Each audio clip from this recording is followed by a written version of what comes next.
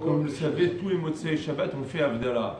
Certains peuvent penser que, vu que Motsei Shabbat c'est tard, or, comme on connaît cette halakha, qu'on peut faire la Havdalah jusqu'à mardi.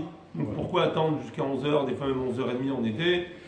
On va aller se coucher, et de toute façon, on pourra de toute façon faire la Havdalah le lendemain.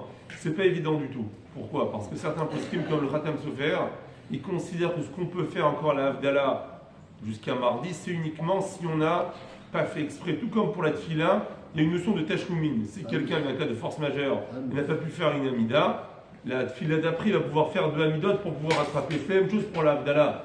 Si on a eu un cas de force majeure, on peut plus tard, le lendemain, faire encore la Havdalah.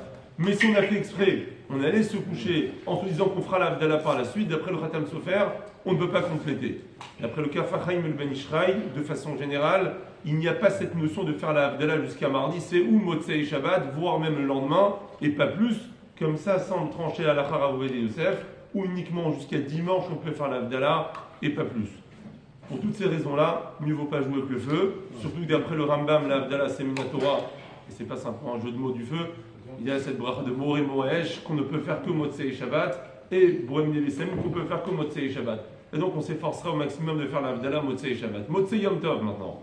Jusqu'à quand on peut faire la Havdalah si on n'a pas pu la faire Motsei Yom Tov? Jusqu'au lendemain, et pas plus, c'est pas comme Shabbat, où on peut faire jusqu'à mardi, Chazak Baruch.